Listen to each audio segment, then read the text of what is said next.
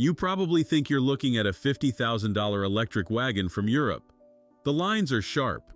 The roof seems to float in midair. It looks like something that requires a charging cable and a massive monthly payment.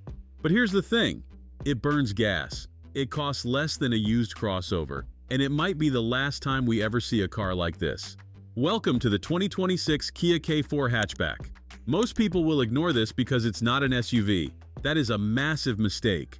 Because while everyone else is buying tall, bloaty crossovers, Kia just built a baby shooting brake. Look at that C-pillar. It's completely disconnected. The glass wraps around like a visor. It creates this floating roof effect that usually costs double the price, but the price is the part that makes zero sense. This starts at $24,890 in 2026. That number shouldn't exist anymore. For that money, you usually get plastic wheels and a radio that looks like a calculator. Here, you get this. That is the connected car navigation cockpit. It's nearly 30 inches of glass spanning the dashboard. It feels like sitting in business class on a budget airline. But there is a catch. There's always a catch with cheap cars. Most entry-level hatchbacks drive like wet sponges. Numb steering, mushy pedals, zero feedback. The base K4 is decent. It has a 2.0-liter engine. It gets the job done. It's a commuter. But if you check the box for the GT Line Turbo, the personality transplant is violent. Now you're playing with 190 horsepower.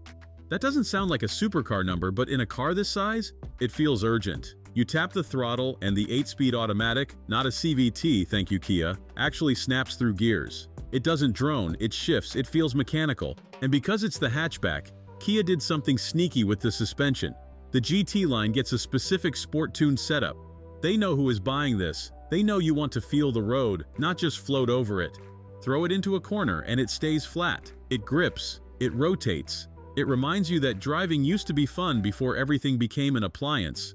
But we need to talk about the back half of the car, because this is where the hatchback name feels like a lie. This isn't really a hatchback. It's a wagon in disguise. Open the back, and the cargo space is cavernous. You could fit a week's worth of camping gear or a very large dog back here without playing Tetris. It solves the one problem sedans never could: practicality without the bulk. And look at the tech. Usually cars under 30 grand strip out the safety gear to save margins. This thing comes standard with 16 ADS features, blind spot monitoring, smart cruise with stop and go. It's basically looking over your shoulder constantly. You can even use your phone as the key. Walk up, it unlocks. Get in, it starts. You can leave the fob in a drawer. So where does it fall apart? Well, if you want the fast one, the turbo, you're looking at $28,790. That is creeping close to hot hatch territory. But compare it to a GTI or a Civic Si, you're saving thousands. And you're getting a design that turns heads at every stoplight. People will ask if it's an EV. They'll ask if it's a concept car. You just smile and tell them it costs less than their dealer markup. This car proves that cheap doesn't have to mean boring. It's a glitch in the matrix. You're going to want to see that chaos. Let me know in the comments. Would you take this over a crossover?